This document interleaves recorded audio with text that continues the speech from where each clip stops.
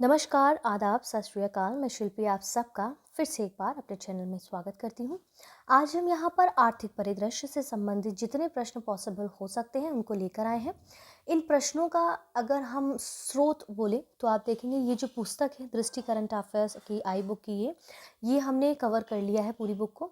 तो इन लेक्चर्स को जाके देख लीजिए, तब आप इस लेक्चर को देखिए या फिर इसको देख लीजिए डायरेक्ट। अदरवाइज अगर आप इनके लेक्चर्स को देखेंगे जिसकी मैंने प्लेलिस्ट यहाँ पर डाल दी है, ठीक है, तो उसको देख लेंगे ना तो आपको जो पीसीएस का एग्जाम देने जा रहे हैं ना यूपी का, बहुत मददगार साबित होगा।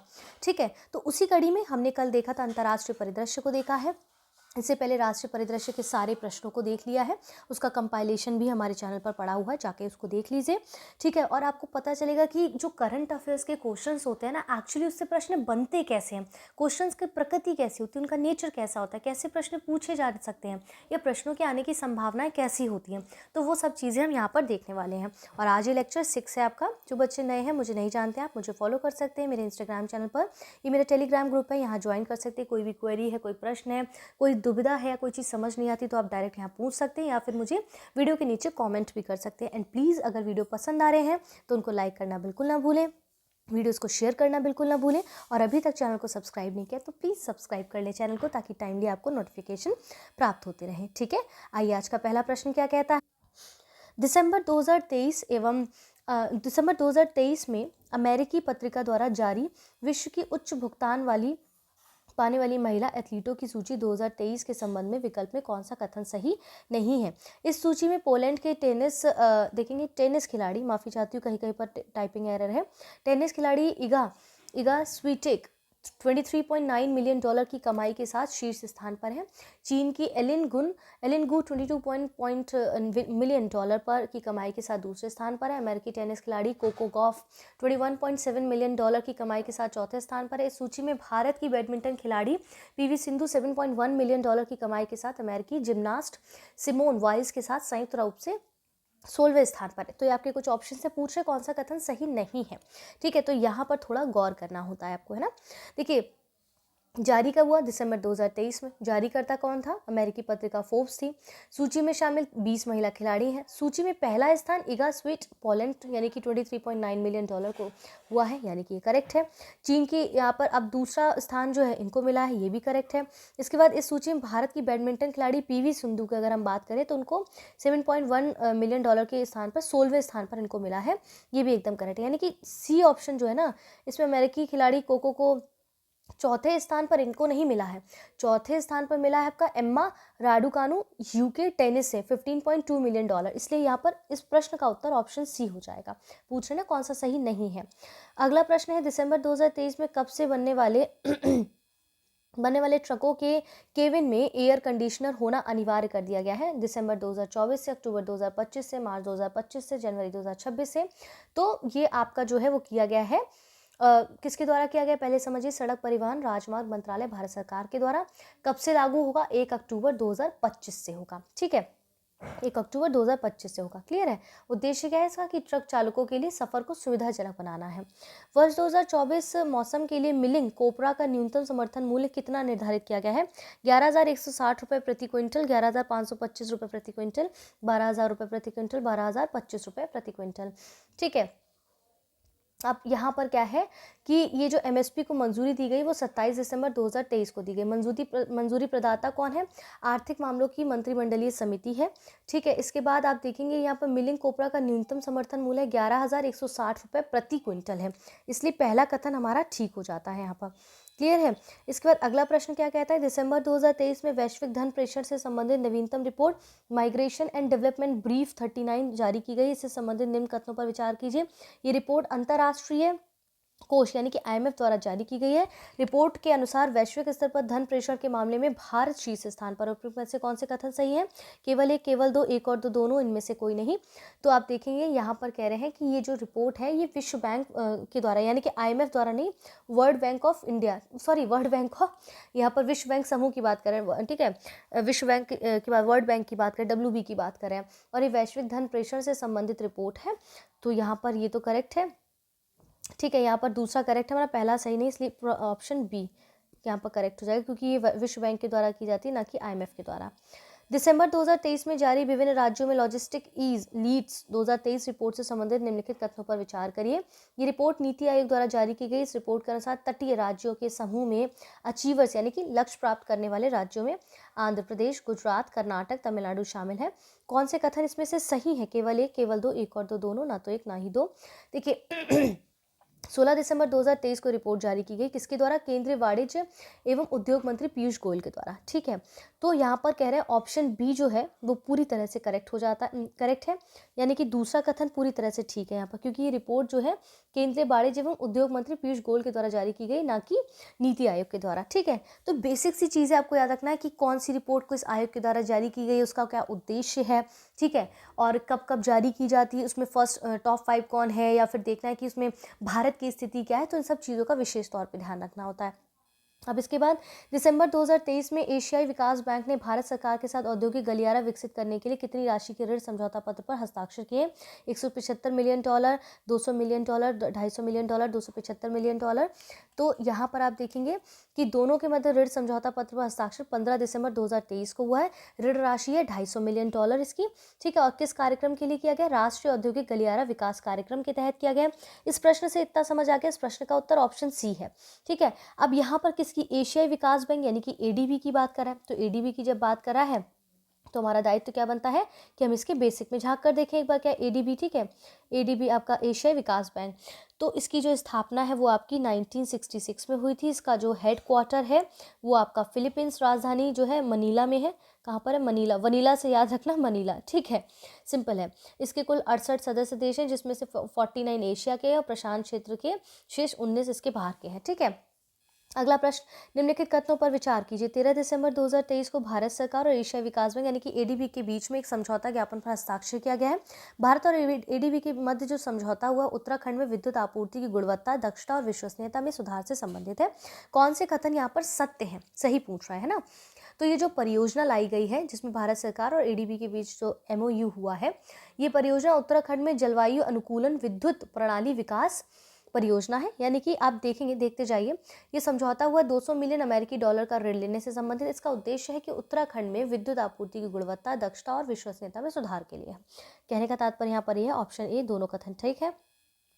राइट्स देखेंगे, राइट्स CFM मोजाम्बिक के मध्य समझौते से संबंधित निम्नवत कथनों पर विचार कीजिए। 12 दिसंबर 2023 को राइट्स लिमिटेड CFM मोजाम्बिक के मध्य 10 डीजल इंजन आपूर्ति के अनुबंध के समझौते पर हस्ताक्षर हुआ। अनुबंध का कुल मूल्य लगभग 37.68 मिलियन अमेरिकी डॉलर है। कौन से कथन सही है? केवल एक, केवल दो, एक और दो, दोनों उपयुक्त में से कोई नहीं। तो दोनों के बीच समझौता हुआ 12 दिसंबर 2023 को। किस लिए हुआ? CFM मोजाम्बिक को 10 डीजल इंजन आपूर्ति के लिए हुआ। इसका अनुबंध राशि 37.68 मिलियन अमेरिकी डॉलर। ये तो कथन ठीक है। ठीक है, अब यहाँ पर देखिए पहला कथन भी ठीक है। इस प्रश्न का उत्तर तो ऑप्शन सी हो जाएगा। अब यहाँ पर राइट्स लिमिटेड के बारे में हमें थोड़ा सा हमें समझना होगा। जैसे ये रेल मंत्रालय के तहत एक नवरत्न श्रेणी 1 अनुसूची ए का सार्वजनिक क्षेत्र का उद्यम है। आपको नवरत्न और ये सब पढ़ना पड़ेगा, मैंने पढ़ाया ऑलरेडी करंट अफेयर्स आई दृष्टि की सीरीज में। ठीक है, भारत में परिवहन, परामर्श और इंजीनियरिंग क्षेत्र में अग्रणी कंपनी है। इसकी स्थापना 1974 में की गई थी। स्पष्ट है, आगे बढ़ते हैं। 8 दिसंबर 2023 को REC लिमिटेड ने जर्मन बैंक KfW, ठीक है, KfW के साथ कितने यूरो के ऋण अनुबंध पर हस्ताक्षर किया? 100 million euro, 200 million euro, 300 million euro और 400 मिलियन यूरो। ठीक है, तो ऑप्शन बी जो है यहाँ पर करेक्ट हो जाता है। ठीक है, क्यों? क्योंकि दोनों के ऋण दस्तावेज पर हस्ताक्षर किए गए हैं। कितने यूरो के ऋण हस्ताक्षर? 200 मिलियन यूरो। उद्देश्य भारत में विद्युत वितरण कंपनी की परिचालन क्षमता और वित्तीय लचीलेपन में सुधार करने के लिए। ठीक है, इसके बाद REC लिमिटेड जो है इसके बारे में है, ये एक महारत्न का दर्जा प्राप्त कंपनी है। इस कंपनी की स्थापना वर्ष 1969 में की गई थी। ये गैर बैंकिंग वित्तीय कंपनी है जो पूरे भारत में पावर सेक्टर के वित्त पोषण और विकास पर ध्यान केंद्रित करती है, इसलिए ऑप्शन बी करेक्ट है। कौन सी कंपनी भारत की रक्षा परियोजनाओं में 100% FDI प्रत्यक्ष विदेशी निवेश हासिल करने वाली पहली विदेशी कंपनी बन गई है? यहाँ पर होगा आपका ऑप्शंस क्या होंगे? साव, ठीक है, DCNS, इसके बाद लॉकहीड मार्टिन, थालेस। तो यहाँ पर क्या है, ये नवंबर 2023 में लाई गई थी। कब बनी थी? स्वीडन की कंपनी साव जो है FFB इंडिया, ठीक है, क्या नाम है? FFB India, company Sao FFB India है। इससे पता चल गया ऑप्शन ए यानी कि पहला कथन ठीक है यहाँ पर। ठीक है, इसके बाद है नवंबर 2023 में विश्व कोल एसोसिएशन का नया नाम future coal the global alliance for sustainable coal रखा गया है। WCA की स्थापना कब हुई थी? 1978, 1982, 1985, 1988। तो ये आपका है, इसका नया नाम जो रखा गया है future coal the global alliance for sustainable coal, ठीक है। और ये नवंबर 2023 में रखी गई थी। और इसमें कहने का मतलब ये कि यहाँ पर देखेंगे ये जो विश्व कोयला संघ का एक अंतर्राष्ट्रीय गैर लाभकारी गैर सरकारी संघ है, ठीक है। और इसकी स्थापना 1985 में हुई थी, वर्ष 1985 में हुई थी। इसका मुख्यालय कहाँ है? लंदन, यूनाइटेड किंगडम में स्थित है। इस संघ को पहले विश्व कोयला संस्थान कहा जाता था और नवंबर 2010 में इसका नाम बदलकर क्या रख दिया गया? विश्व कोयला संघ कर दिया गया था, ठीक है। बुनियादी पशुपालन सांख्यिकी 2023 नामक रिपोर्ट के संबंध में विकल्प में कौन सा कथन सही नहीं है? केंद्रीय मंत्री परषोत्तम रुपाला ने गुवाहाटी असम में रिपोर्ट 26 नवंबर 2023 को जारी की है। इस रिपोर्ट के अनुसार वर्ष 2022-23 के दौरान देश में कुल दुग्ध उत्पादन 230.58 मिलियन टन अनुमानित है। 2022-23 के दौरान मांस उत्पादन देश में कुल 9.77 मिलियन टन होने का अनुमान है। कुल ऊन उत्पादन में 47.98% हिस्सेदारी के साथ जम्मू और कश्मीर प्रमुख योगदान करता है, ठीक है। इसमें कह रहे हैं कौन सा कथन सही नहीं है। देखो अब यहाँ पर ये रिपोर्ट जो कह रहे हैं गुवाहाटी असम में जो है लाई गई थी, ठीक है। कब? 26 नवंबर 2023 को लाई गई है। जारीकर्ता कौन है? केंद्रीय मत्स्य पालन पशुपालन डेयरी मंत्री परषोत्तम रुपाला है। ये पहला कथन ठीक है। इसके बाद ये आंकड़े आधारित है पशु एकीकृत नमूना सर्वेक्षण पर, ठीक है। और 2023 के दौरान देश में कितना दुग्ध उत्पादन हुआ? 230.58 मिलियन टन अनुमानित रखा गया है। अब यह पूछ रहे कौन सा ऑप्शन है वो जो गलत है, तो आपकी 3 ऑप्शंस यहाँ पर करेक्ट है। ऑप्शन डी गलत है क्योंकि कुल उत्पादन इतने % की हिस्सेदारी जम्मू और कश्मीर के योगदानकर्ता नहीं है, बल्कि कौन है? यहाँ पर ऐसे टर्निंग पॉइंट में हमें थोड़ा ध्यान देना होगा। बल्कि यहाँ पर सबसे ज़्यादा दुग्ध उत्पादन राज्य की अगर बात की जाए 47 पॉइंट जो बात कर रहे हैं 98%, ठीक है। देखिए कुल ऊन उत्पादन की बात करें, माफ़ी चाहती हूँ मैंने उसको सही से पढ़ा नहीं। कुल ऊन उत्पादन में अगर हम देखेंगे, ठीक है, तो सबसे ज़्यादा योगदानकर्ता राजस्थान है, 47.98% की हिस्सेदारी है, ठीक है। तो यहाँ पर ये राजस्थान है, ना कि जम्मू कश्मीर, इसलिए इस प्रश्न का उत्तर ऑप्शन डी हो जाएगा। 28 नवंबर 2023 को रक्षा मंत्रालय ने भारतीय नौसेना के लिए कितनी लागत के 16 उन्नत सुपर रैपिड गन माउंट, ठीक है, गन माउंट और सहायक उपकरण खरीदने के लिए भारत हेवी इलेक्ट्रॉनिक्स लिमिटेड के साथ अनुबंध पर हस्ताक्षर हुआ है? वित्त पोषण ओके, ये प्रश्न अलग है, जो मैं देख रही हूँ उससे अलग है, ठीक है, मैं समझ गई। चलो इसको हम देखते हैं यहाँ पर। तो यहाँ पर कुछ आंकड़े दिए गए हैं, ठीक है। अब ये इसमें करेक्ट क्या होगा कि इस समझौते के लिए कितना ज़्यादा धनराशि यहाँ पर आवंटित की गई है? तो ऑप्शन डी। देखिए धनराशि से संबंधित बहुत से प्रश्न ऐसे होते हैं जो हमसे गलत होते हैं। तो कभी कभी क्या होता है कि जो प्रश्न मैं आपको दे रही हूँ उनको एटलीस्ट आप ध्यान से देखिए, ताकि कुछ आंकड़े तो एटलीस्ट हम थोड़ा सा नज़रों से गुजर सके हमारे, है ना। अगला प्रश्न क्या है आज का हमारा? 24 नवंबर 2023 को राष्ट्रीय सीमा शुल्क अप्रत्यक्ष कर एवं नारकोटिक्स अकादमी और राष्ट्रीय प्रत्यक्ष कर अकादमी के मध्य किस लिए समझौता ज्ञापन हस्ताक्षर हुआ था? वित्त पोषण के लिए, कर्मचारियों के प्रशिक्षण के लिए, संसाधनों को साझा करने के लिए, विवादों को सुलझाने के लिए, एक समिति गठित करने के लिए, ठीक है। तो यहाँ पर क्या है? अब उद्देश्य क्या है? संसाधनों को साझा करना। किस लिए? उत्कृष्ट व्यवहार और विशेषज्ञ संकाय या प्रशिक्षण सामग्री, नवाचार प्रौद्योगिकी जैसे संसाधनों को साझा करने के लिए। हस्ताक्षरकर्ता कौन है? NADT के प्रधान महानिदेशक प्रशिक्षण जयंत विद्दी और NACIN के महानिदेशक डॉक्टर KN राघवन है, ठीक है। ऑप्शन सी यहाँ पर करेक्ट हो जाएगा। 23 नवंबर 2023 को कृषि और प्रसंस्कृत खाद्य उत्पाद विकास प्राधिकरण द्वारा कई देशों के राष्ट्रीय काजू दिवस पर काजू का निर्यात किया गया।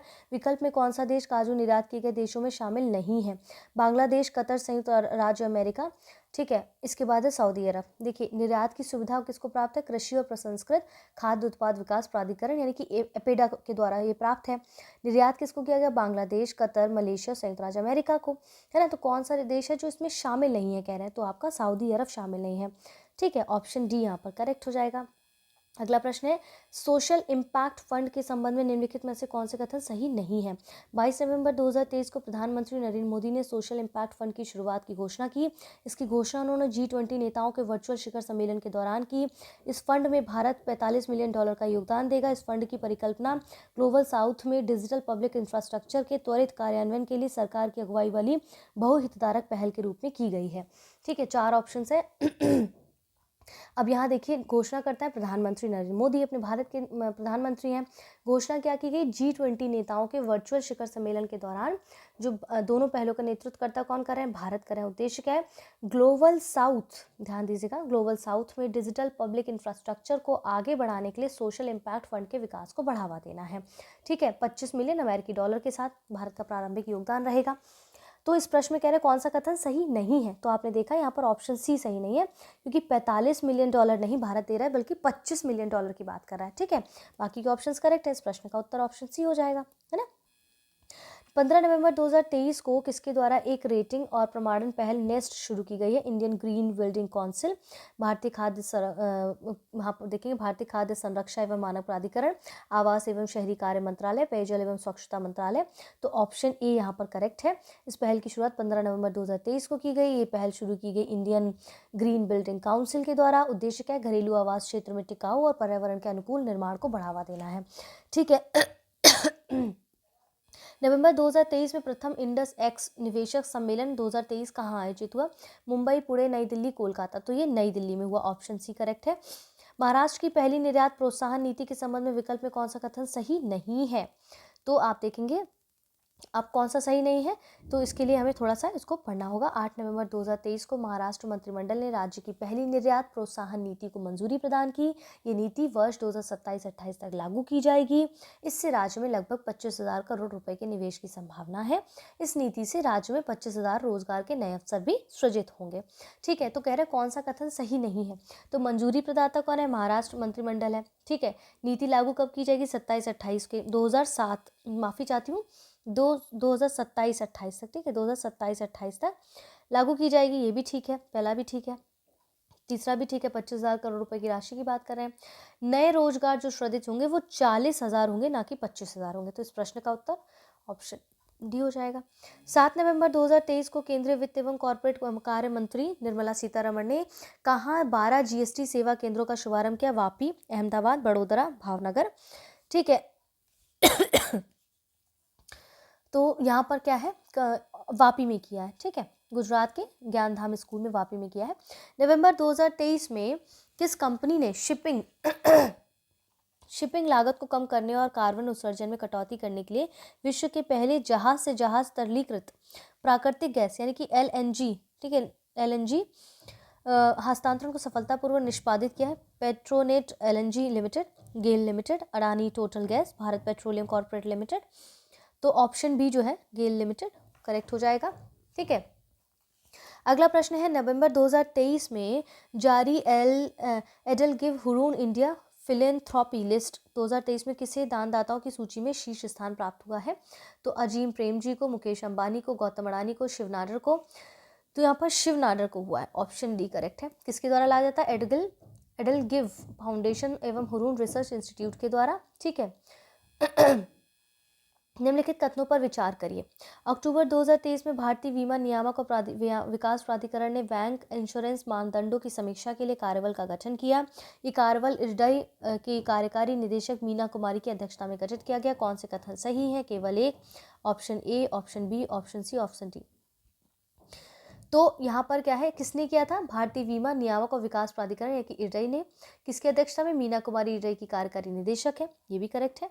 यानी कि आप देखेंगे दोनों ऑप्शंस आपके यहाँ पर पूरी तरह से फुलफिल होते हैं, इसलिए ऑप्शन सी करेक्ट हो जाता है ना। अब है आपका Zurich insurance company Kotak general insurance में 51% हिस्सेदारी के अधिग्रहण करने के लिए कितनी राशि का निवेश करेगी। यहाँ पर कुछ ऑप्शन दिए गए, तो आपका लगभग 4,051 करोड़ रुपए का निवेश करेगी।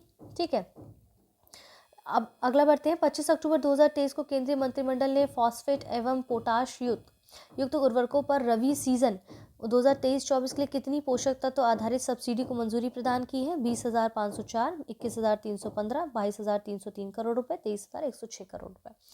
तो यहाँ पर मंजूरी जो प्रदान की गई है वो ऑप्शन सी यानी कि 22,303 करोड़ रुपए। ठीक है।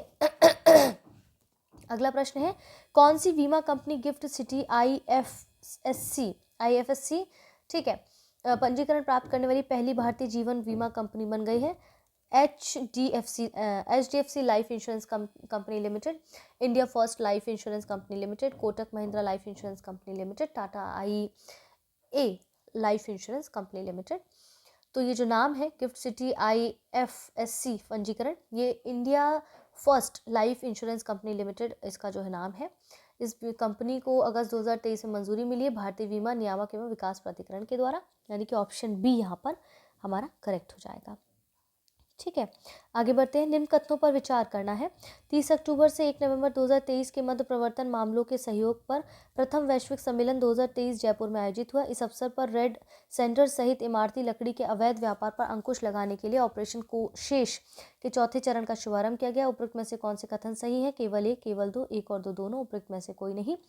तो यहाँ पर ऑप्शन बी जो है आपका, यानी कि दूसरा कथन यहाँ पर पूरी तरह से सही है। पहला क्यों सही नहीं? क्योंकि 30 अक्टूबर से 1 नवंबर 2023 तक नई दिल्ली में, ठीक है, जयपुर में नहीं, नई दिल्ली में आयोजित हुआ, इसलिए ऑप्शन बी यहाँ पर करेक्ट हो जाएगा।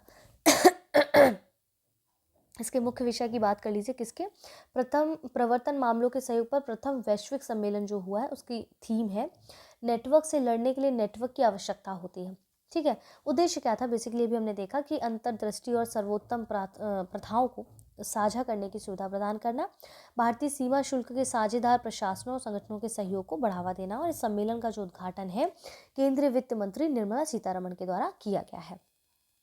27 अक्टूबर 2023 को जारी प्रमुख खरीफ फसलों के उत्पादन के प्रथम अग्रिम अनुमान 23-24 से संबंधित निम्न कथनों पर विचार कीजिए।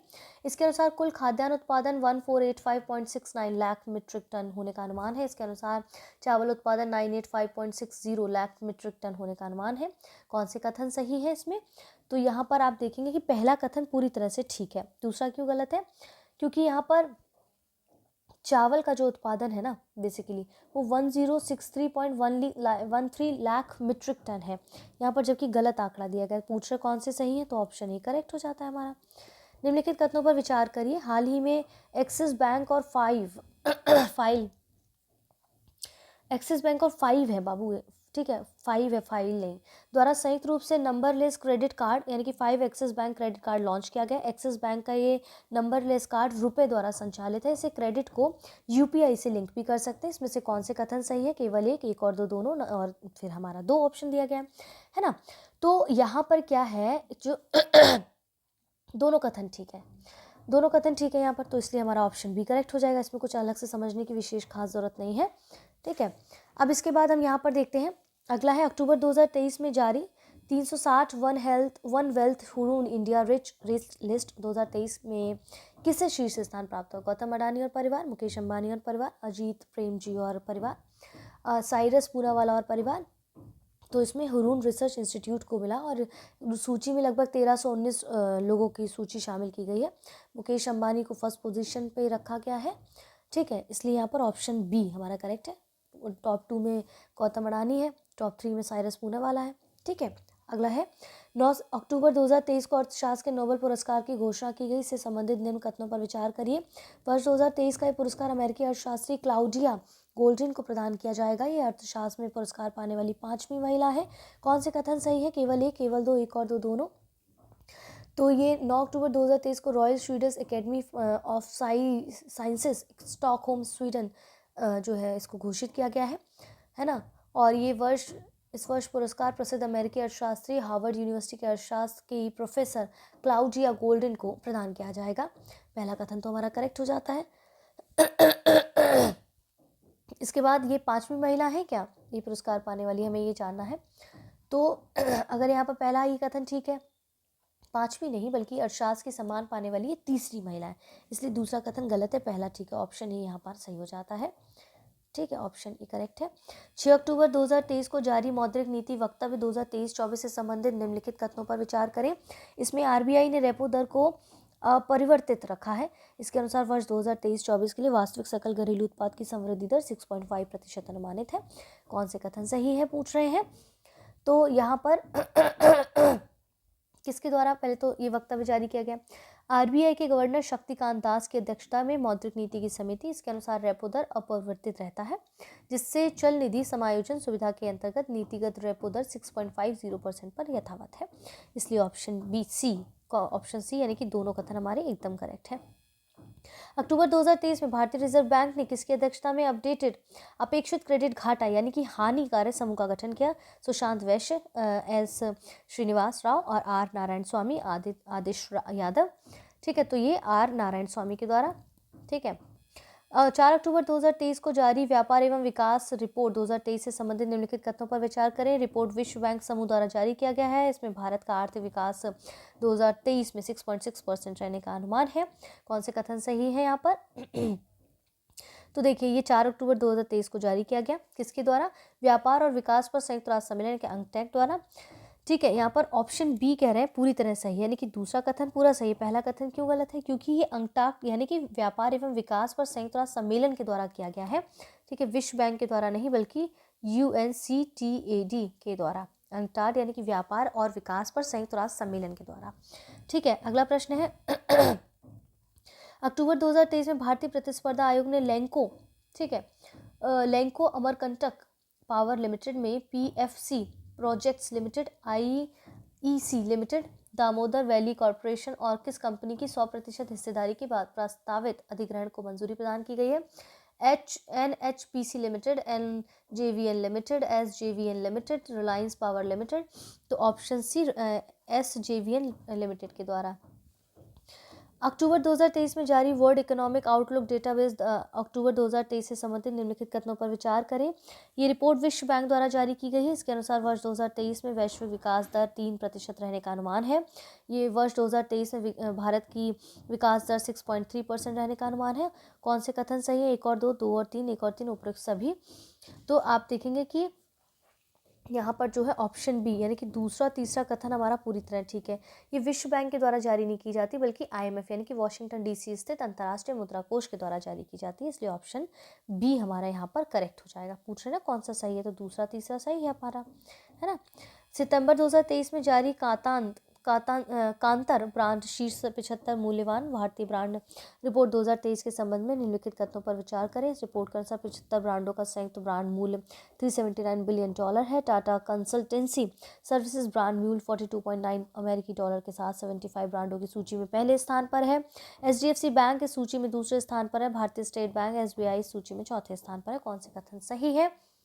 तो ये जारीकर्ता कौन है? WPP की रिसर्च विंग कातांतर। ठीक है इसके बाद रिपोर्ट में शामिल है शीर्ष 75 सबसे मूल्यवान भारतीय ब्रांड। 75 ब्रांडों का संयुक्त ब्रांड मूल्य है $379 बिलियन। संयुक्त ब्रांड मूल्य में गिरावट है। वर्ष 2022 की तुलना में 4% गिरावट का कारण है विश्व भर में चल रही आर्थिक अस्थिरता। शीर्ष 5 सबसे मूल्यवान भारतीय ब्रांड हैं Tata consultancy service brand, HDFC bank का ब्रांड मूल्य, इन्फोसिस का ब्रांड मूल्य, एयरटेल का ब्रांड मूल्य, भारतीय स्टेट बैंक का ब्रांड मूल्य। ठीक है, तो यहाँ पर कहने का मतलब क्या है? ऑप्शन बी पहला दूसरा और तीसरा हमारा कथन पूरी तरह ठीक है। चौथा गलत है। क्यों? क्योंकि SBI में चौथे स्थान पर है। SBI जो है चौथे स्थान पर नहीं बल्कि SBI का जो ब्रांड मूल्य है भारतीय चौथे स्थान पर आपका एयरटेल का ब्रांड मूल्य है। ठीक है, जो SBI नहीं है। इसके बाद है निम्न कथनों पर विचार करें। राष्ट्रीय कृषि और ग्रामीण विकास यानी कि नाबार्ड 1040.50 करोड़ रुपए के कुल आकार के साथ अपना पहला रुपये मूल्य वाले AAA रेडिट सामाजिक प्रभाव ब्रांड प्रस्तुत किया गया है। हरित भवन, ऊर्जा भंडार और स्मार्ट ग्रिड सहित ऊर्जा दक्षता का वादा करने वाली परियोजनाएं भी नाबार्ड द्वारा प्रारंभ की गई हैं। ठीक है, और ये इसमें कौन से कथन सत्य होंगे? तो देखिए यहाँ पर देखेंगे आप दोनों कथन हमारे पूरी तरह से करेक्ट होते हैं। ऑप्शन सी यहाँ पर करेक्ट होगा। ठीक है, सितंबर 2023 में उत्तर प्रदेश मंत्रिमंडल द्वारा अनुमोदित खरीफ विपणन वर्ष 2023-24 में मूल्य समर्थन योजना के अंतर्गत धन क्रय नीति के तहत सामान्य धन का न्यूनतम समर्थन यानी मिनिमम सपोर्ट प्राइस कितना निर्धारित किया गया है? तो कितना 2183 रुपये प्रति क्विंटल निर्धारित किया गया है। क्लियर है यहाँ तक? इसके बाद है संसाधन दक्षता और चक्रीय अर्थव्यवस्था उद्योग गठबंधन के संबंध में विकल्प में कौन सा कथन सही नहीं है पूछ रहे हैं। ठीक है, सही नहीं पूछ रहे हैं यहाँ पर। तो यहाँ पर ऑप्शन है आपके जुलाई 2023 में इसका शुभारंभ केंद्रीय मंत्री भूपेंद्र यादव ने चेन्नई में किया था। ठीक है, इसके साथ यह भारत की G20 की अध्यक्षता के तहत संकल्पित एक उद्योग आधारित पहल है। इस गठबंधन में 35 कंपनियां इसके संस्थापक सदस्यों के रूप में शामिल हैं। इस गठबंधन में के 3 मार्गदर्शक सिद्धांत प्रभाव के लिए साझेदारी, प्रौद्योगिकी सहयोग और पर्याप्त वित्त है। तो यहाँ पर ऑप्शन सी कह रहे हैं करेक्ट नहीं है, यानी इस प्रश्न का उत्तर ऑप्शन सी है। क्यों?